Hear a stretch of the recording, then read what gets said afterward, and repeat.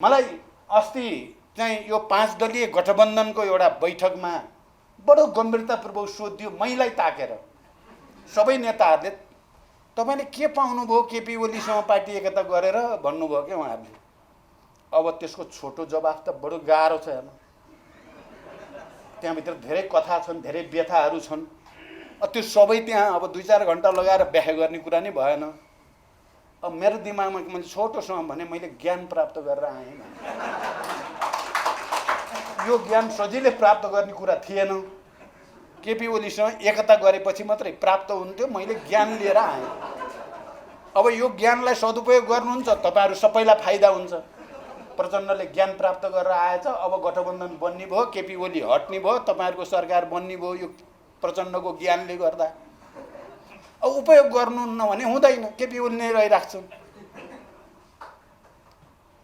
त्यसकारण क्रान्ति त अघि यहाँ भनिए जस्तै विश्वभरि नै धक्का खाएको हो नि, नेपालमा मात्रै। बरु नेपालमा त अझै हामी सबैले भन्दैछौँ हामी गर्छौँ, वैज्ञानिक समाजवाद हामी ल्याइ छाड्छौँ, हाम्रो जमिन उर्वर छ कम्युनिस्ट आन्दोलनको लागि, क्रान्तिको लागि भनिरहेका छौँ हामीले। यति भन्ने हैसियत अरू धेरै देशमा गइसक्यो छैन। म 10 वर्षको जनयुद्धको पनि नेता, सैनिक कमान्डर पनि, पार्टी अध्यक्ष पनि, र एउटा विचार रणनीतिक कार्यनीतिको श्रृङ्खला बनाउनेमा भूमिका खेल्ने मुख्य मान्छे पनि। मैले गोन्जालोको क्रान्ति बडो चाहिँ राम्रोसँग उभारमा गएको बेला र त्यसबाट नेपालले सिक्नुपर्ने कुराको बारेको अध्येता पनि हुँ म। र गोन्जालो गिरफ्तार भएपछि विश्वभरि कम्युनिस्ट आन्दोलनमा भएको क्षति र बहसको प्रत्यक्षदर्शी पनि हो म। अब मेरो अनुभवबाट तपाईहरु सबैले केही लिनेतिर सोध्नुहुन्छ कि अब गाली गरेर सक्दिउँ प्रचण्डलाई भन्नेतिर हो। सिद्ध्याइदिउँ भन्ने हो भने ठिकै छ, होइन यो एउटा अनुभव हो है। नेपालको राजनीतिक परिवर्तनको, नेपाली क्रान्ति प्रक्रियाको, नेपालमा मार्क्सवाद विकासको र प्रयोगको यो एउटा विशिष्ट अनुभव हो। यो अनुभवलाई ठिक ढङ्गले संश्लेषण गर्नुपर्छ भनेपछि त्यो सबैको लागि त्यो सम्पत्ति हुन सक्छ। यो साँचो कुरा हो। मान्छे त सधैँ त कोही नै बाँच्दैन, मर्ने नै हो हामी सबै। यहाँ उपस्थित धेरै जसो चाहिँ युवा देख्छु म, केही चाहिँ दाढी फुलिया देखे पनि धेरै जसो चाहिँ युवा नै हुनुहुन्छ। तपाईहरु भन्दा अब हामी चाहिँ उत्तरार्धतिर लागिसकेका मान्छेहरू भयौँ। हाम्रोबाट तपाईहरु के सिक्ने? हामी लास्टसम्म बस्न मन पनि छैन। तर यो आन्दोलनलाई बीचबाटमा छोडेर भाग्न नि झन् मन छैन। यसलाई त एउटा ठाउँमा त पुर्याएर छोड्न पाए हुन्थ्यो माथि जाँदा भन्ने छ नि त। त्यो जिम्मेवारी बोध हुनु चाहिँ पदमा टाँसिराख्न खोज्नु मात्रै हो त। यसको पनि व्याख्या चाहियो। माओले कस्तो एकचोटि भन्नुभएको छ, तपाईहरुले नै पढ्नु भएकै होला, सबै साथीहरू गए म मात्रै कति बाँच्न परेको भन्नुभएको छ क्या। म मात्रै अहिले बाँच्यो। अब घेर हुँदा नि बाँचे नि त माओ त। बोलेको बुझिँदैन, सुनिँदैन, तै पनि मिसिन लाएर के भन्यो होला बुढाले भनेर मिसिनबाट सुन्नुपर्ने गरी बाँचे। आफैले मिसिन लाउनुभन्दा अगाडि कस्तो म चाहिँ किन बाँच्नु पर्यो होला भने पनि भने। फेरि मर्ने बेलामा विश्वभरि माओको बारेमा, माओ विचारधाराको बारेमा त्यत्रो बहस छ। हामी सबै त्यही माओकै चेलाको रूपमा हामी जन्मिया हो। सबै माओ विचारधारा, माओको योगदान, माओको क्रान्तिकारी लाइन भनेरै हाम्रो यो पिढी, हाम्रो पिढी चाहिँ मुख्य रूपमा त्यहीँबाट जन्मेको पिढी हो। तर माओले 76 मा आउँदा नआउँदै 75 मा हो उहाँले भनेको म अहिले पार्टीमा एक्लो छु भन्नुभयो क्या। संसारभरि माओवादीको बिगबिगी छ, जतासुकै क्रान्ति। इन्डियामा पनि नक्सलाइट मुभमेन्ट पनि त्यति बेलै चलेर एउटा हाइटमा पुग्यो। उता तेलङ्गानाको भर्खरै चाहिँ एक ढङ्गले गएको थियो। संसारभरि माओवादी पार्टीहरू जन्मेका छन्। माओ माओ भनेको छ। आफ्नै पार्टीभित्र माओले के फिल गरेछन् भन्दाखेरि म एक्लो छु भन्ने फिल गरेछन्। हुँदा त्यो आफ्नो श्रीमती हुन त चाहिँ पार्थले भन्नुभयो कोविद गान्धीको कुरा, उनको श्रीमती के अरे नाम अनुराधा। तर माओले चाहिँ लास्टमा भने त मलाई श्रीमतीको पनि विश्वास छैन भने हो माओले। यो के तिमीहरू पनि 4 जना बनाएर नहिँड न भनेर त भनेकै हो माओले।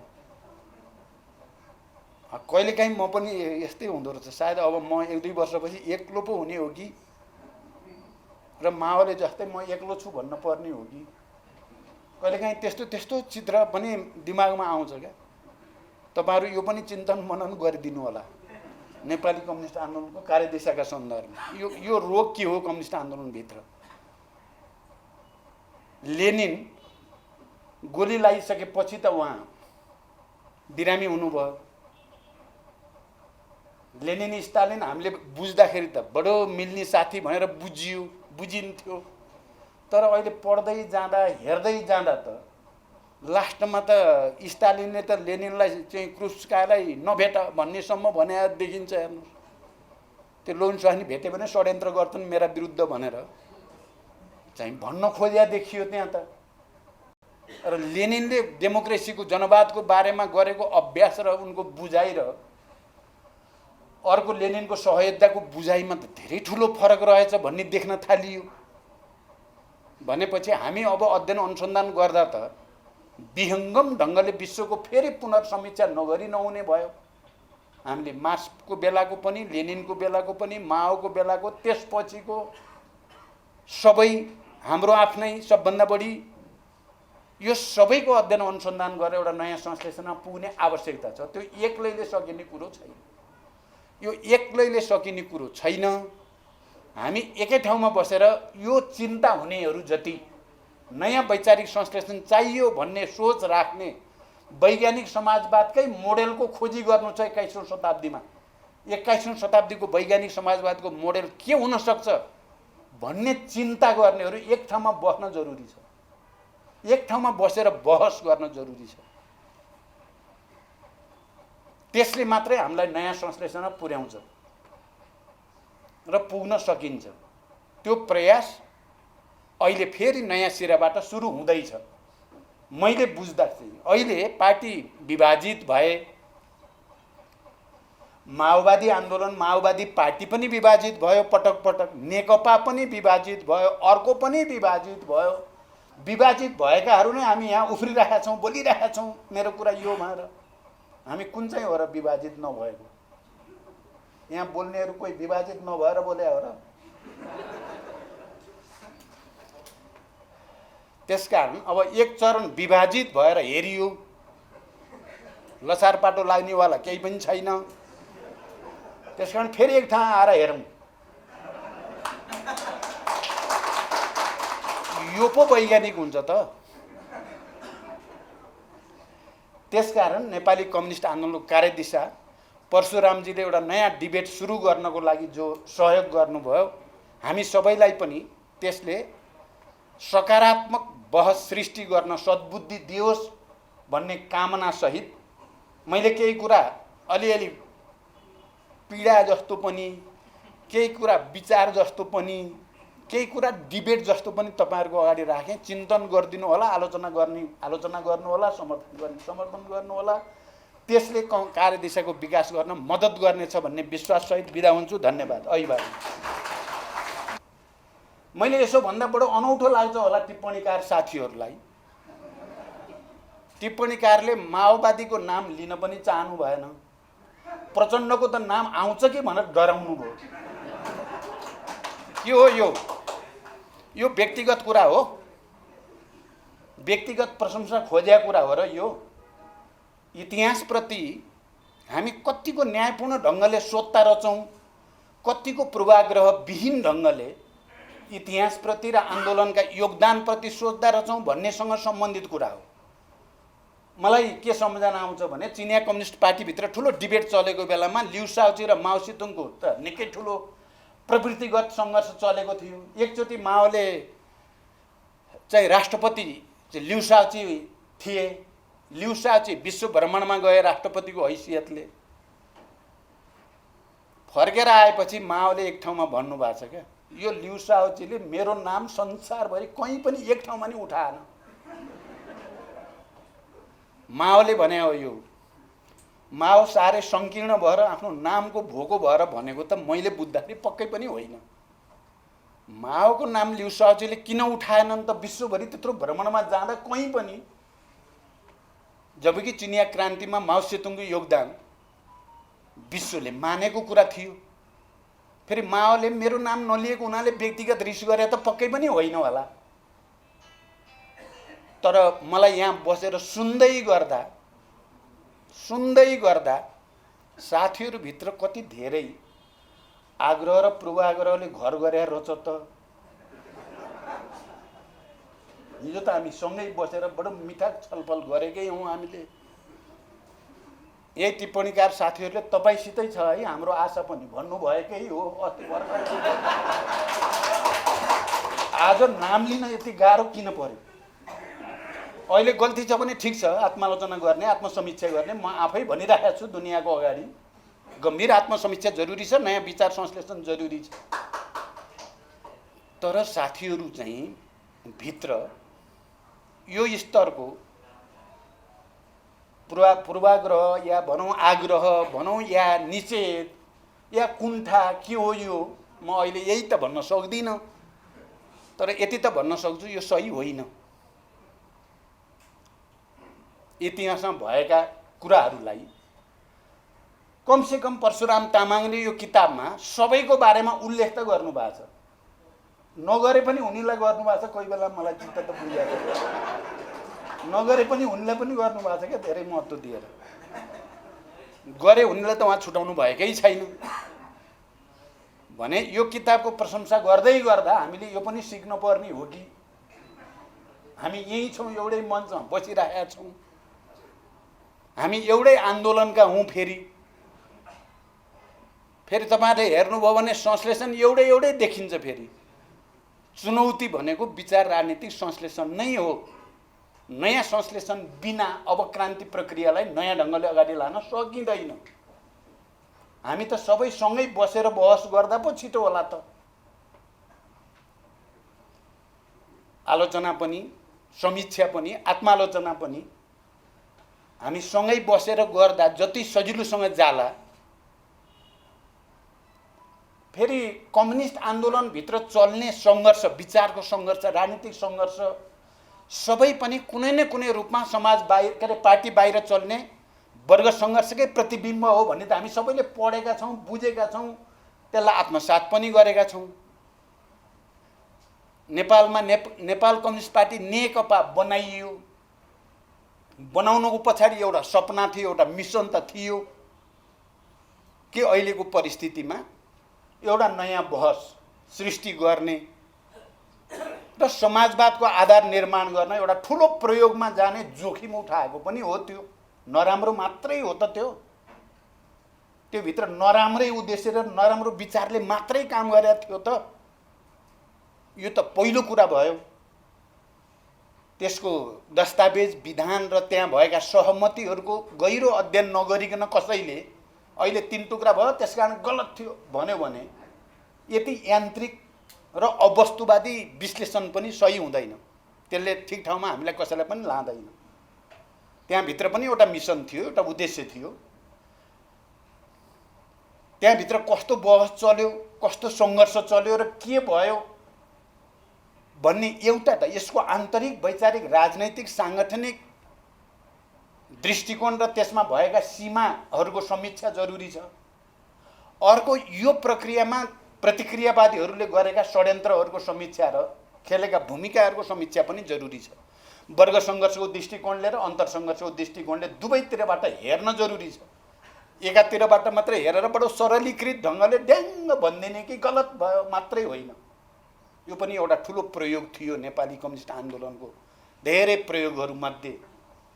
यो सबै नै साँच्चै नै आजको दुनियाँको समस्या भनेको नेपालको मात्रै होइन, संसारभरिकै समस्या भनेको विचार र राजनीतिको विकासको समस्या नै हो।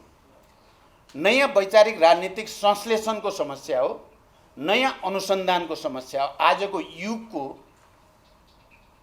सापेक्षतामा, आजको विज्ञान प्रविधिको विकासको सापेक्षतामा, उत्पादक शक्ति र उत्पादन सम्बन्धमा आएको हेरफेर र विकासको सन्दर्भमा र यो सबैले मानिसहरूको जीवन यापनमा ल्याएको परिवर्तनका सन्दर्भमा मार्क्सवादका आधारभूत सिद्धान्तहरूको उपयोग गरेर नयाँ वैचारिक राजनैतिक कार्यदिशाको विकासको चुनौती हो। यहाँ कुनै नेता विशेष या पार्टी विशेष बिग्रियो सराप्ने कुरासँग यो रिलेटेड होइन।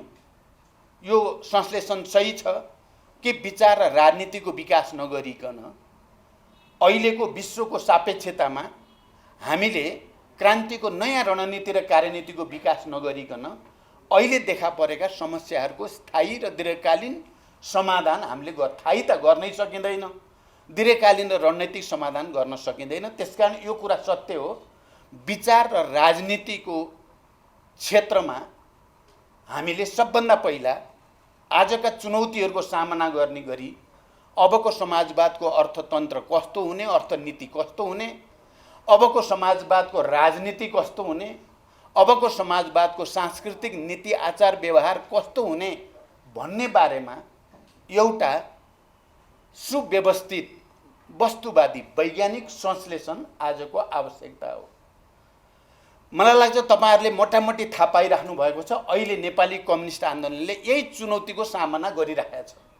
हरेक पार्टीहरू समूहहरू सबैभित्र केही न केही समस्याहरू छन् भने ती समस्याहरूको केन्द्रबिन्दुमा वैचारिक राजनीतिक नयाँ संश्लेषणको आवश्यकता, त्यो चुनौतीको सामना नहुनु नै समस्याको चुरो हो। र हामीले अहिले हाम्रो पार्टीको तर्फबाट मुख्य रूपमा यही विषयमा केन्द्रित भएर राष्ट्रिय रूपमा पनि बहस चलाउने, अन्तर्राष्ट्रिय बहस पनि चलाउने, हामीले अन्तर्राष्ट्रिय कम्युनिस्ट आन्दोलनको नयाँ सिराबाट अध्ययन अनुसन्धान सुरु गर्ने, हामी मात्रै होइन अरू विभिन्न देशका कम्युनिस्ट आन्दोलनका सकार र नकार दुवैतिरका अनुभवहरूको फेरि एकचोटि अध्ययन अनुसन्धान गर्ने, बहसको प्रक्रियाबाट गुज्रिने र एउटा नयाँ संश्लेषणमा पुग्ने, यो आवश्यकता नै आजको आवश्यकता भनेर हामी केन्द्रित रूपमा त्यही काममा लागेका छौँ। मलाई लाग्छ कमरेड परशुराम तामाङले नेपाली कम्युनिस्ट आन्दोलनको कार्यदिशाबारे यो किताब लेख्दै गर्दा, यसको बारेमा परिचर्चा गर्दै गर्दा हामीभित्र चलेको छलफल बहसलाई पनि उहाँले त्यहाँ कहीँ न कहीँ सम्बोधन गर्नुभएको छ। त्यो जुन स्वाभाविक कुरा हो, त्यो हुन्छ नै। जे बहस उहाँ समेत संलग्न पार्टीभित्र भइराखेको छ त्यो बहसको छाप किताबमा आउनु बिल्कुल स्वाभाविक हो, आएको छ। मैले सरसर्ती यसलाई हेर्दा म खुसी छु। उहाँले हामीले जे आवश्यकता महसुस गरेको पार्टीमा र जतापट्टिबाट नेपाली कम्युनिस्ट आन्दोलनको नयाँ संश्लेषणको आवश्यकता छ भनेर हामीले भनेको त्यतैपट्टि परिलक्षित गरेर उहाँले यो किताब तयार पार्नु भएको छ। यो हरेकको लागि पठनीय छ। अहिले सबै बहसकर्ताको लागि, अध्ययन अनुसन्धानकर्ताहरूको लागि संक्षिप्तमा तर समग्र चीजहरूलाई बुझ्न सकिने गरी एउटा ऐना जस्तो विश्व कम्युनिस्ट आन्दोलनको पनि, नेपाली कम्युनिस्ट आन्दोलनको पनि, वर्ग सङ्घर्षको पनि, जातीय राष्ट्रिय मुक्ति आन्दोलनको पनि केही झलक उहाँले यो किताबमा यसरी राख्नु भएको छ। सबैले त्यसलाई पढ्नुपर्ने, त्यसलाई स्मरण गर्नुपर्ने, त्यसलाई फेरि एकचोटि नयाँ सिराबाट डिबेट गर्नुपर्ने रूपमा उहाँले राख्नु भएको मैले महसुस गरेको छु। त्यसकारण पनि यो अहिले वैचारिक बहस र वैचारिक प्रश्नमा अलि खडेरी परेको जस्तो परिस्थितिमा उहाँले यो किताब तयार पारेर फेरि सबैलाई ब्रेन स्टोर्मिङ भन्छ नि, अलिकति दिमागमा चाहिँ नयाँ तरङ्गहरू पैदा गर्ने जमर्को गर्नुभएको छ र त्यसमा उहाँ मूलभूत रूपमा सफल हुनुहुन्छ भन्ने मैले ठानेको छु। हामीले मार्क्सवादको विकासको सन्दर्भमा कुरा गर्दा दुईटा धार र प्रवृत्ति चाहिँ सुरुदेखि नै देखा परे।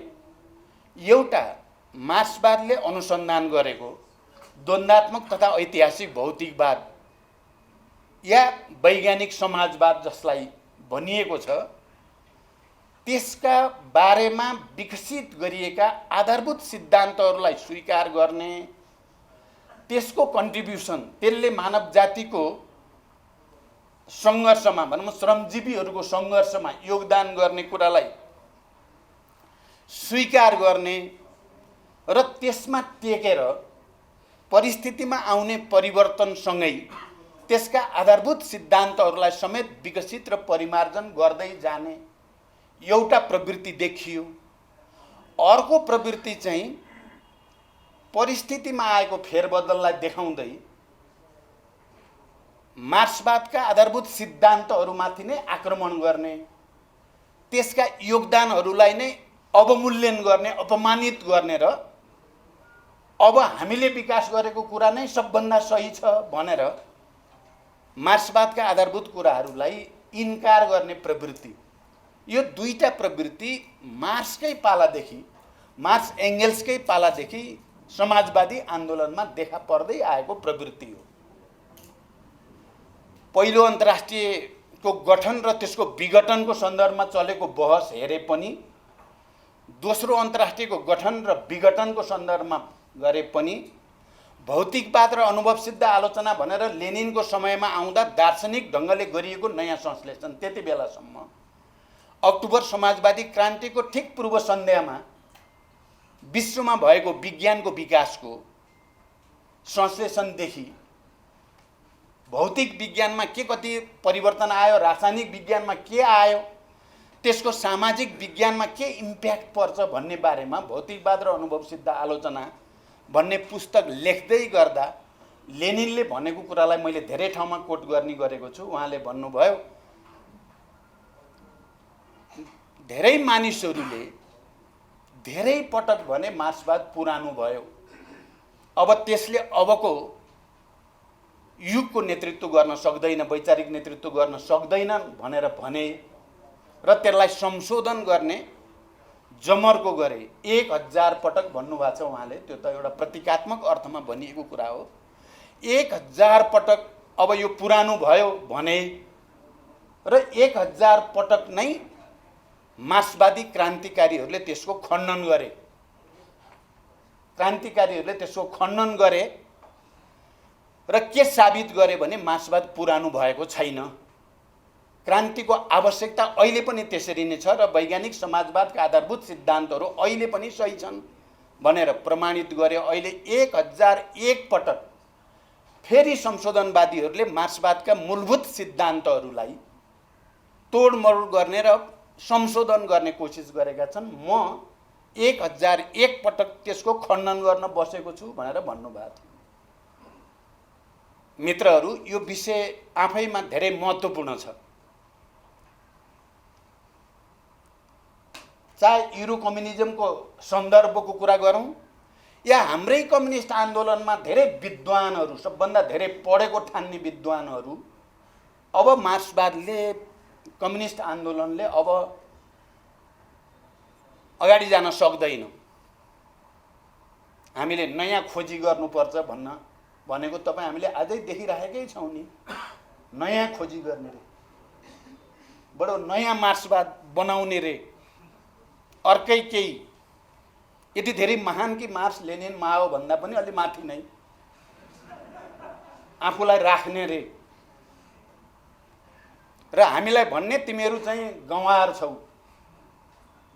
तिमीहरू गँवार छौ, तिमीहरूले बुझ्दैनौ, तिमीहरूले क्रान्ति के हो भन्ने बुझेका छैनौ, तिमीहरूले जे गर्यौ त्यो बडो मूर्खतापूर्ण काम गर्यौ, कुनै गतिलो तिमीहरूले गरे होइन भनिएको छ र कम्युनिस्ट पार्टी अब त्यसको औचित्य सिद्धियो भनेर हामीलाई बुझाउन खोजिएको छ र हामीले त्यसको खण्डन गरेका छौँ, सकी नसकी। यो सत्य होइन, मार्क्सवाद पुरानो भन्ने कुरा सत्य होइन, त्यो विज्ञान हो। त्यसलाई समय सापेक्ष विकसित र परिमार्जित गर्नुपर्छ भन्ने कुरा सत्य हो। कम्युनिस्ट पार्टीलाई विकसित परिमार्जित गर्नुपर्छ भन्ने सत्य हो, तर कम्युनिस्ट पार्टीको काम छैन भन्ने सत्य होइन। मार्क्सवाद अब भनिराख्न पर्दैन भन्ने सत्य होइन। वैज्ञानिक समाजवादको आवश्यकता अब छैन भन्ने कुरा सत्य होइन भनेर हामी खण्डन गरेका छौँ र हामीले त्यस्ता उपदेश दिनेहरू धेरै देख्यौँ क्या। नेपालको कम्युनिस्ट आन्दोलनको गएको 71 वर्षमा धेरै देखिए उपदेश, बडो मिठोसँग। अरू सबै खराब, म चाहिँ ठिक भन्ने र उपदेश दिने धेरै भए। म के भन्न चाहन्छु भने मार्क्सवादमा धेरै सत्यहरू छन्, तर तीमध्ये चाहिँ एउटा कुरा विद्रोह जनताको अधिकार हो भन्ने कुरा र मार्क्सले आफ्नो फिलोसफीलाई व्याख्या गर्दै गर्दा विद्वानहरूले व्याख्या त धेरै गरे, तर मुख्य कुरा त बदल्ने हो भन्ने कुरा यो एक्सनसँग सम्बन्धित कुरा हो र त्यो मानिस र त्यो प्रवृत्तिले कहिल्यै पनि दुनियाँ बदल्ने कुरालाई धेरै योगदान गर्न सक्दैन, जसले इतिहासमा भए गरेका सकारात्मक कुरालाई सम्मान गर्न सक्दैन र ती सब खराब हुन्। म चाहिँ अब नयाँ सुरु गर्छु भन्यो भने बुझ्नु होला यो गयो। नेपालको कम्युनिस्ट आन्दोलनमा भएका सामन्तवाद विरोधी, साम्राज्यवाद विरोधी आन्दोलन, त्याग, तपस्या, बलिदानका कीर्तिमानहरू, जातीय क्षेत्रीय वर्गीय जागरणका निम्ति गरिएका बलिदानका कीर्तिमानहरूलाई सम्मान गर्न डराउने, त्यसको नाम लिन डराउने, त्यो भन्यो भने जात जान्छ क्यारे जस्तो गर्ने, त्यसो गर्ने विचार प्रवृत्ति र व्यक्तिबाट क्रान्तिको योगलाई धेरै सेवा हुँदैन। विचार गर्नु होला तपाईहरु सबैले पनि यो कुरा मनन गर्न जरुरी छ। कसरी सिद्धान्तलाई बुझ्ने सन्दर्भमा र ठूलो बहस सञ्चालन गर्नुपर्ने आवश्यकता छ। किनभने सिद्धान्त सिद्धान्तको लागि हुन सक्दैन। सिद्धान्त सिद्धान्तको लागि हुने हो भने त्यो कागजमा समेत त्यो जप्ने एउटा डगमा जस्तो हुन पुग्छ। त्यो सिद्धान्त जनताको जीवनसँग जोडिन्छ कि जोडिँदैन, जनताको भावनासँग जोडिन्छ कि जोडिँदैन, जनताको मन र विश्वास जित्न सक्छ कि सक्दैन, कि हामीले जे सोचेका छौँ सबैले त्यही सोच्छन् भनेर हामी त्यही मनोगत ढङ्गबाट विश्लेषण गर्ने गर्दछौँ कि यसको गहिरो विवेचना गर्नुपर्ने र हामी प्रत्येकले आत्ममन्थन गर्नुपर्ने आवश्यकता छ। केही फोरमहरूमा मैले सुने आनका तान परक कुराहरू मेरो दिमागमा आयो कि के गर्दाखेरि हुन सक्दछ होला, अहिले पनि भएन भने के हुन्छ त, के गर्दाखेरि कसले कसरी गर्न सक्दछ। मैले पनि संसारका धेरै कम्युनिस्ट पार्टीहरूसँग क्रिया गरेको छु र धेरै ठुल्ठुला बहसहरूमा पनि मैले भाग लिएको छु। चुनौती पनि दिएको छु मैले, गफ नगर्नुहोस्, धेरै काम गरेर देखाउनुहोस्। कति हजार, कति लाख, कति करोड मान्छेलाई तपाईँले प्रभावित पार्न सक्नु भएको छ। तपाईँको सिद्धान्तमा के ताकत छ, तपाईँको विचारमा के ताकत छ, त्यो ताकतले मान्छेलाई कसरी उद्वेलित गर्न सक्दछ। तपाईँले उद्वेलित कब गर्न सक्नुहुन्छ भने जब उसको समस्यालाई, उनको संवेदनशीलतालाई, उसका पीडालाई, उसको वेदनालाई तपाईँले सुन्नुहुन्छ र त्यसको ठिक ढङ्गले समाधान गर्ने उपाय बताउनुहुन्छ। यसमा कहिले एउटा छोरमा पुग्ने सोच हुँदो रहेछ, कहिले अर्को छोरमा पुग्ने, कहिले दक्षिणपन्थी छोर, कहिले उग्रवामपन्थी छोर, कहिले पुस्तकमा लेखिएको हुनाले त्यही नै ठिक भन्ने ठान्ने, अनि कहिले काहीँ व्यवहारिकतावादको नाउँमा मूल दृष्टिकोणलाई नै त्यागिदिने अर्को खालको देखिन्छ। हाम्रै देशको कम्युनिस्ट आन्दोलनको इतिहासलाई पनि हेर्ने हो भने धेरै यस्ता किसिमका बहस विवादको प्रक्रियाबाट अगाडि बढियो। हामी आफै पनि भन्ने हो भने हामीले कम्युनिस्ट आन्दोलनका कतिपय योद्धाहरूलाई गद्दार समेत पनि भन्यौँ। हामीले उनीहरूका विरुद्धमा मुर्दाबादको नारा पनि लगायौँ, दस्तावेज पनि निकाल्यौँ, फेरि गएर एकताबद्ध भएर अगाडि पनि बढ्यौँ। बाधक त भएन नि त, कहाँ रहेको छ समस्या। त्यस हुनाले यी सबै कुराहरूको बारेमा गहन बहस छलफलको आवश्यकता छ। केले हाम्रो काममा सहज बनाउँछ र केले हाम्रो व्यवहारलाई असहज बनाउँछ, यसमा पनि महान गम्भीर बहस गर्नु जरुरी छ। कोहीले भन्दछन् अहिलेको परिपाटीमा आयो भने चुनावदेखि चुनावसम्म भनेर व्याख्या गर्दछ। वास्तवमा त्यो चिन्तन नै समस्याको जरो यही चिन्तनमा छ कि हाम्रो सम्पूर्ण काम एक चुनावदेखि अर्को चुनावसम्म छ। यसलाई ठ्याक्क रिभर्स गर्नु, अर्को ढङ्गले ल्याउनुपर्छ।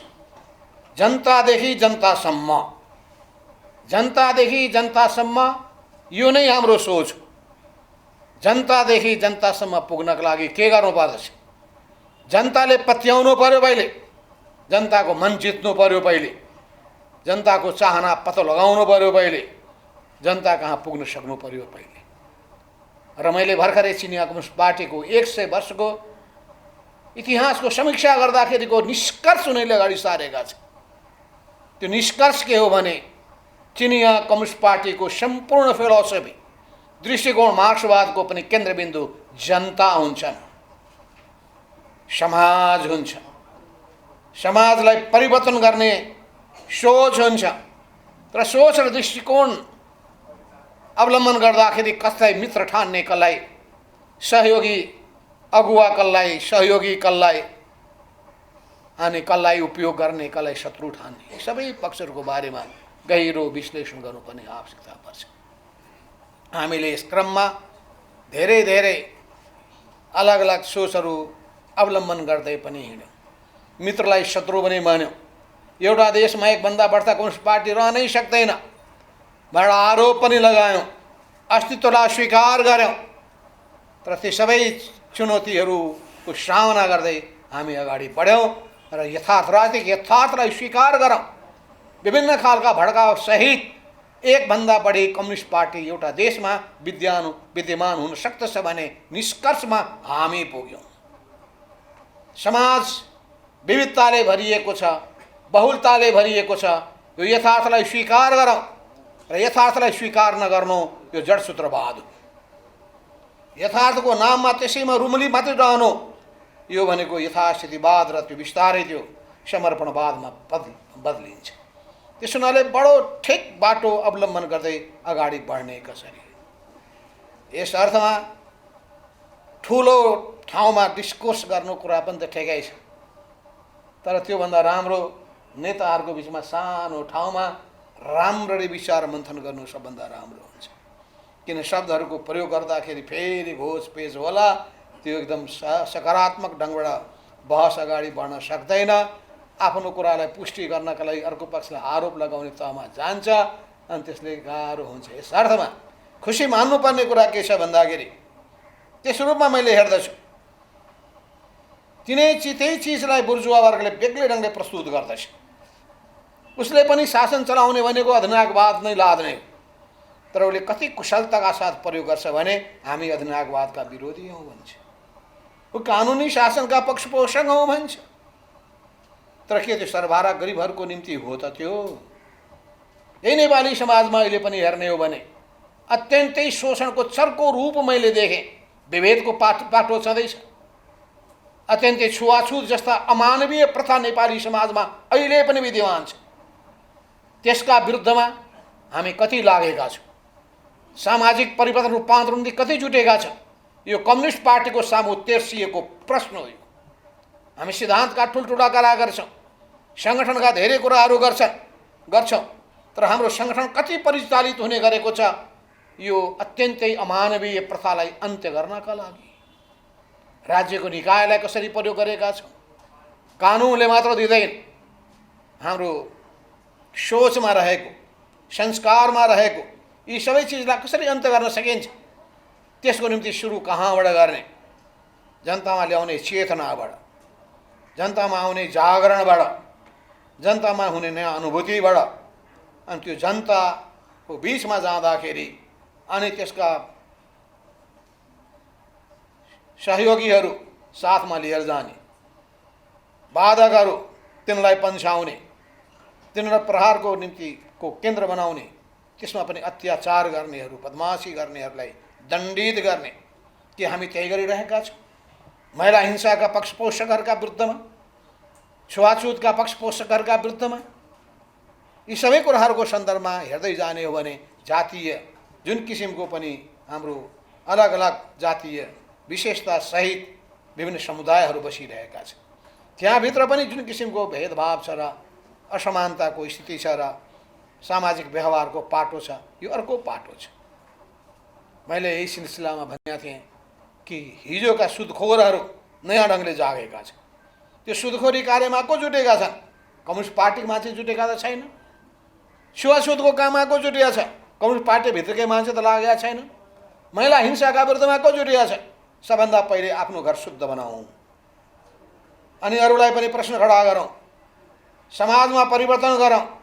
हामी सबैको पादेयता तब हुन्छ जब हाम्रो पार्टी जनताको निम्ति हुन्छ, जनताको पीडा वेदनालाई सम्बोधन गर्छ, जनताको विश्वास जित्न सक्दछ।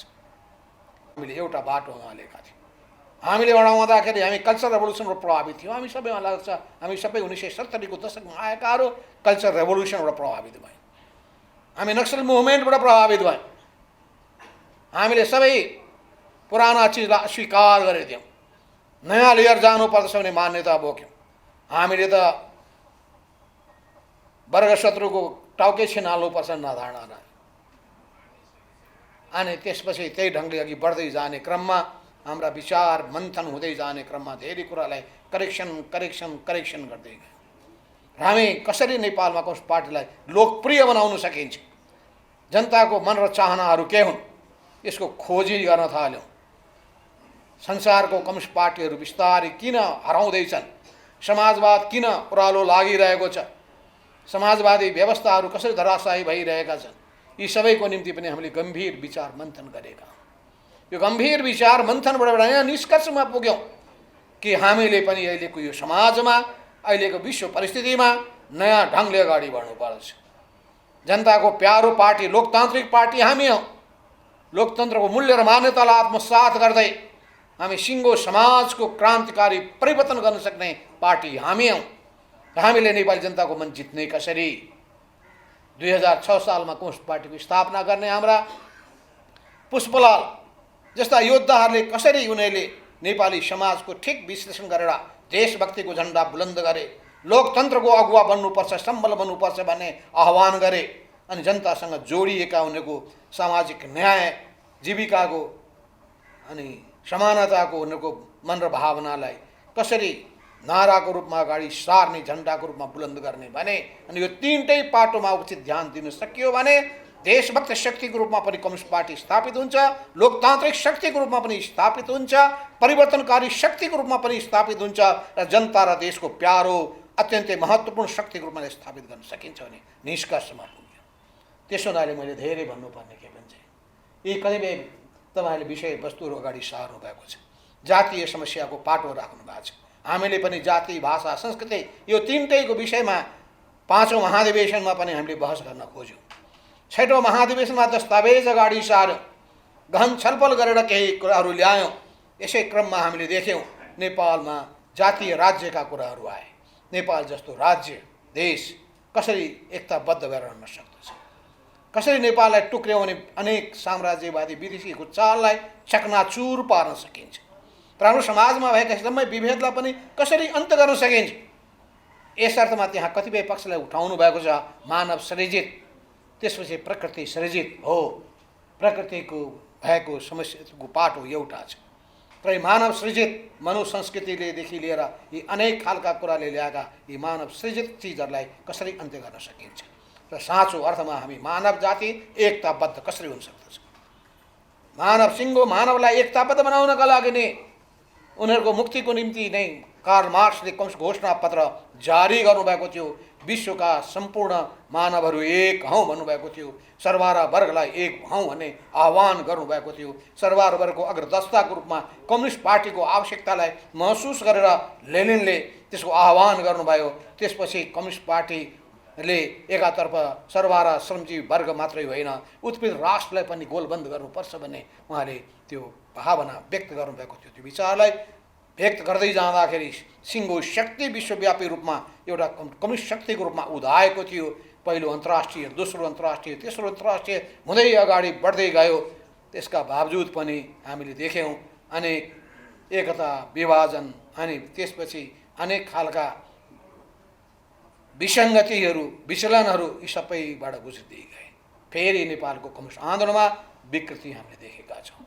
विदेशीहरूका सामु लम्पसार पर्ने लम्पसारवाद पनि देखिएका छौँ। हामीले देखेका छौँ दलाल पुँजीसँग साँठगाँठ गरेर राष्ट्रिय पुँजीलाई निस्तेज पार्ने र कमजोर बनाउने चाल पनि देखिरहेका छौँ। जनताको समस्याप्रति वास्ता नगरेर व्यक्तिवादमा फस्ने प्रवृत्ति पनि देखिरहेका छौँ। आफ्नो आसेपासेहरूलाई गोलबन्द गर्दै गुटवादी प्रवृत्ति पनि देखिरहेका छौँ। अनि सत्तामा पुगिसकेपछि अहङ्कारको घोडामा चढ्ने प्रवृत्ति पनि देखेका छौँ।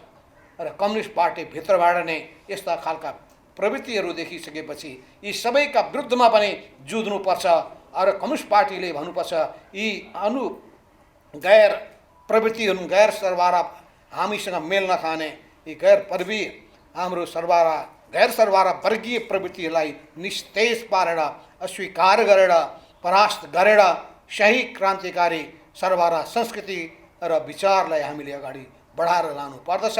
यी सबै कुराको सन्दर्भमा तपाईँले जुन बहस सुरु गर्नका लागि यो पुस्तक तयार गर्नुभयो, म परशुरामजीलाई धेरै धेरै धन्यवाद दिन चाहन्छु।